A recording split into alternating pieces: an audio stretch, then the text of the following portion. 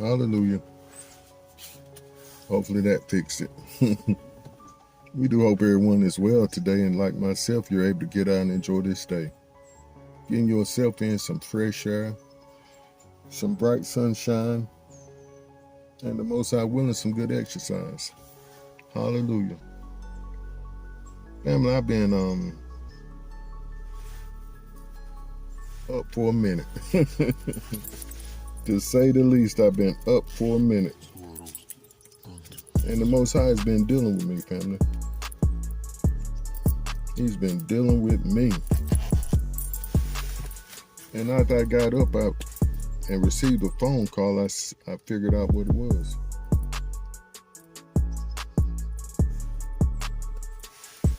And he had me to get up and pray. And this was after he gave me the idea.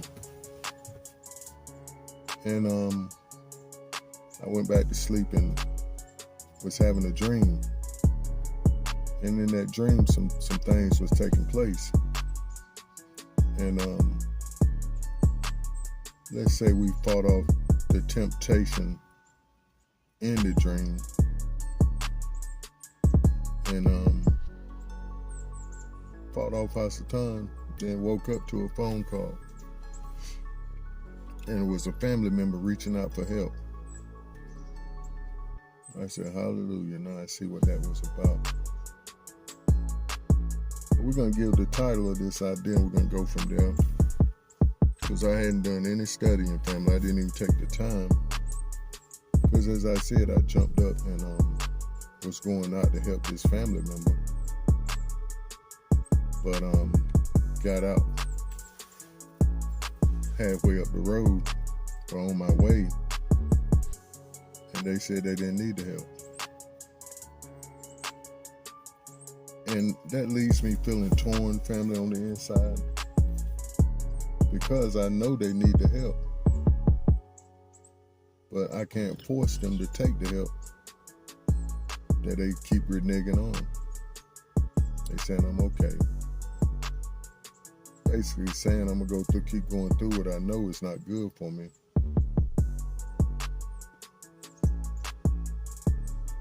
Because the circumstances aren't perfect for me to go into from this situation. But hallelujah, family. Let's get into this idea. Hallelujah. Because as I was praying, I said, Father, I'm put them back in your hands, because I can't change people. I can't make people do what I know is best for them. Only they can decide what's best for themselves and move towards it.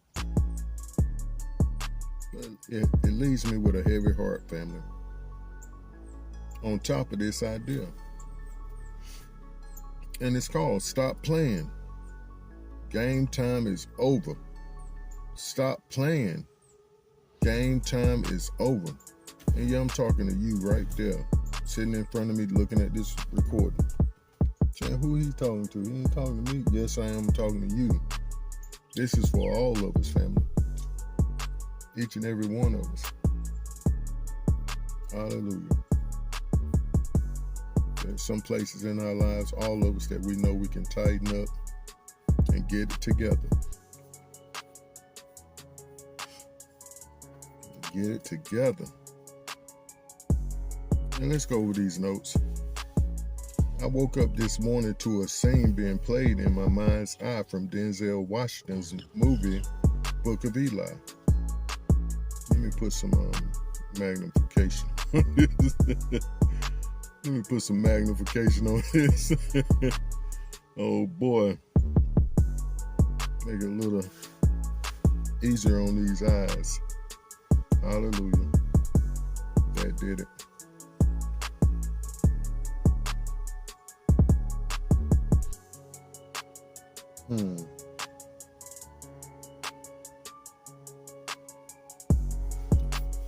The scene was when Eli came into the town and was bartering items he had scavenged along his journey for a charge on his battery. The storekeep asked if he had any games or toys and he said very sternly, "I don't play." And afterwards, he pulled out an old flip-top lighter, which in my mind's eye was prophetic. The Most High woke me to tell me that the game time was over and he had fire on deck.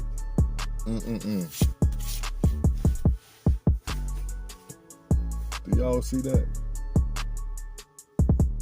And I don't believe that was the exact scene afterwards.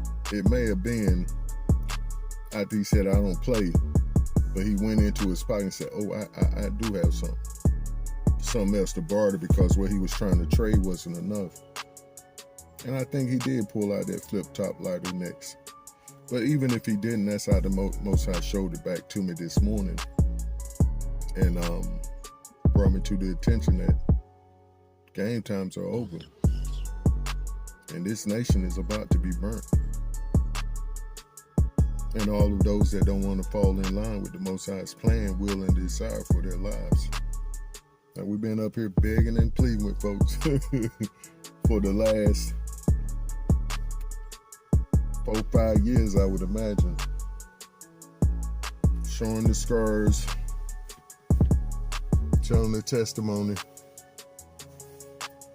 cut from here to there twice. And because I didn't get no get right in my life. The Most High simply told me, give me 20 minutes a day. And what did I do? I still tried to get out here and work full time. No. I was starting my own business, so it was more than just full time. I was working 12, 14 hours a day. And I would get an idea in every now and again. Well, I was getting them in at first, but then I would start getting them in on the road while I was driving. Not really being able to get into it and get over the idea like I should. So the Most High said, "Okay, I'm going to have to give you another dip, big boy." He had to give me another baptism. He said, "Let me baptize you again." Gave me a suplex. I said, "Okay, I got it." I said, "No more cutting. I'm good, Pop. I got your message loud and clear. I will get out here and do what you asked me to do. If it takes all day to get them 20 minutes again in and to get the recording edited and put out." But he was so clear this morning. And when I woke up, family, and jumped on my tablet to take notes, I saw your girl, Celeste, basically screaming the same thing.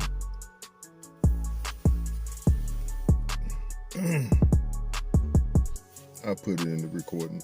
I don't have it with me, but I was like, that's a show enough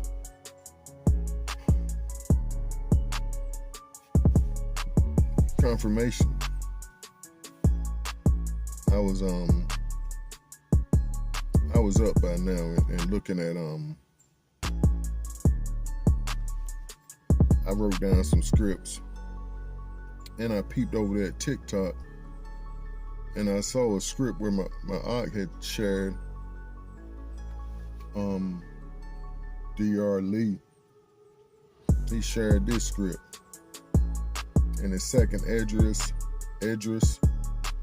7, and it said in 61, "I should not grieve over the great number of those who perish, for they are like mist and are similar to a flame and smoke. Oh, they are lit on fire and burn with heat and are extinguished." Family. I said, "Pop, you definitely confirming this word to me today." And I didn't watch all of Celeste's recording. I just watched the first few minutes of it because it was such a shock to me that he confirmed it that way. And she was speaking on the fire, and it may come in the form of a nuclear attack. However, it also may come as suffer from the sky. Brimstone, is it brimstone? Falling from the sky. Sulfur and brimstone falling from the sky. I said, oh boy, Pop upset. And then we saw there in Ecclesiastes, this was another sister that shared this. And this is the answer. Ecclesiastes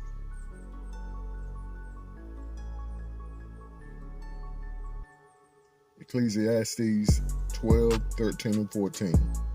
Let us hear the conclusion of the whole matter.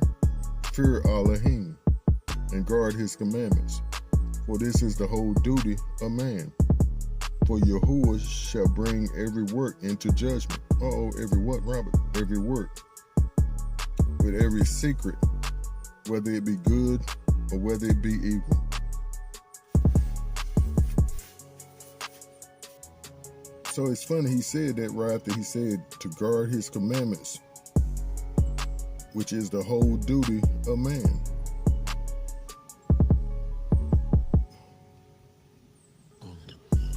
The first is the fear. Oh boy.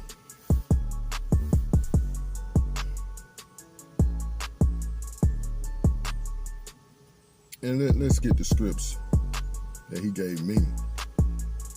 And it's Hebrews 12 and 28. Therefore, since we are receiving a kingdom which cannot be shaken, let us have grace by which we may serve Yahuwah acceptably with reverence and yali fear.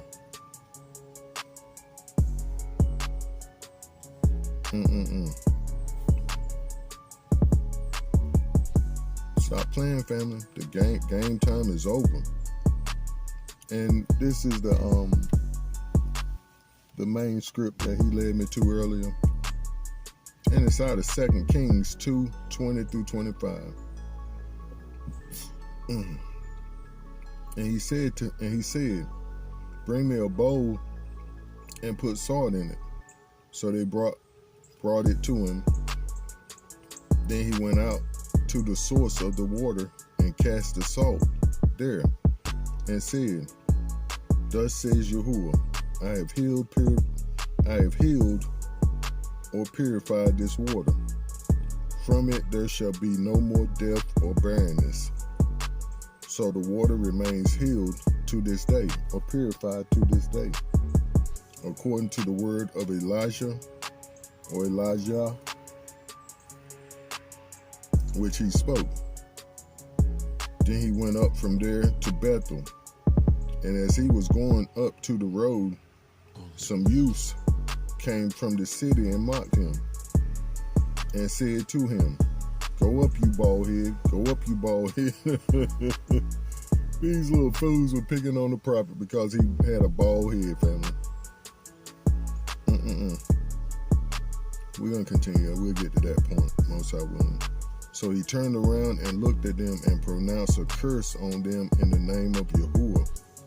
And 2 female bears came out of the woods and mauled 42 of the youths. Then he went from there to Mount Carmel, and from there he returned to Samaria. Elijah won't play in, family. No, he won't. But the most important thing, the Most High won't play. And this is where he's at now. He's saying, stop playing. Game time is over. 42 young boys. May have been some guys in there too. And in my mind's eye, it must have been more than just 42 boys, because it said that the female bears mauled 42 of the youth. So I'm guessing it must have been more than just 42. The rest was out there watching and was the witness to this great event of how the Most High don't play. And he's had his full. And that's significant, Pop. Thank you. The text says there was youth that was picking on the prophet. And what does that signify, family? Immaturity. And most of these folks out here talking about us Hebrews, they're immature in the Most High's word. Just as the text says, those that teach not to follow the laws and the commands, they will be the least in the Most High's kingdom. So the least is the baby, the youth, the immature, the young fella that got caught up in his folly when he was young, didn't have time to live life, got cut down on them streets. Or the young lady out there giving her body away, got AIDS, died off in the streets. These are just examples, but yet and still, the little fella out there thinking he's doing right, following his pastor, his bishop, talking about the Hebrews like a dog, went to cemetery school and think he know it all, and are on these social media platforms, him and them young gals, young ladies, trying to debate the Hebrews or saying that we're all false because of what a few of the other ones says. And that's dangerous. Reverence and Yahweh fear. See, I used to hear them say in the church, that doesn't mean to be afraid of your father. Yes, you is. How you gonna do right if you're not afraid of him? Just like when I was a kid, I saw both sides of my father, my pop. Yeah, I knew he loved me. He took time to show me. However, at the same time, he expressed that love through blacking. Through blacking, family. And blacking was no fun. Whenever he brought black out, family, it was just like they say with a gun. Don't point it unless you plan to use it. And really don't even take it out unless you plan to use it. And that's how he was with black. He was faithful to that word. When it came out, hind parts went down. When blacking came out, hind parts went down. In agony and pain. Said, I'll never do that again. Never, ever, ever. But hallelujah, family. That's how it is with the Most High. He's saying, stop playing. Game time is over. That means there ain't no coming back. Ain't no coming back after this. None of that grace and mercy. Nah, that's not going to pass no more. Just like we did a recording in the beginning, we said your grace and mercy has ran out. No, it's not, Robert. Grace and mercy is forever. Okay, tell them folks in hell burning right now. Tell them folks. And I was gonna say the famous words, you decide, you choose. I think it's pretty much past that point right now, the way I feel. I feel he's just giving just like he gave them young boys that curse. He's just needing a representative to say it. It's done, son. Now it's time to pay the piper. 2 she-bears mauled 42 of them. Now, how could you not get away when you see 15 or 20 folks done went down getting mauled and ate up by bears? And that's how this whipping coming to this nation and to all those that are against the Most High, that fight against him. Once again, we will say to all of us that love the Most High, we don't have to worry about it. To all the bruised that have turned and called on his name, because 2/3 of us folks ain't gonna make it.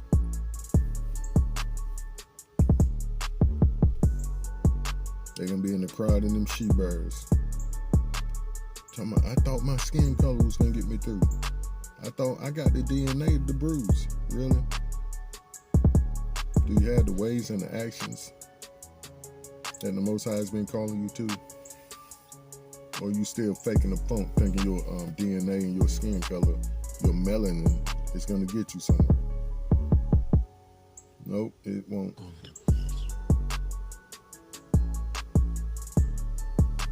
It's over now. Do stay up, family, and keep pushing forward in the right direction. Shalom. Hallelujah. It is what it is.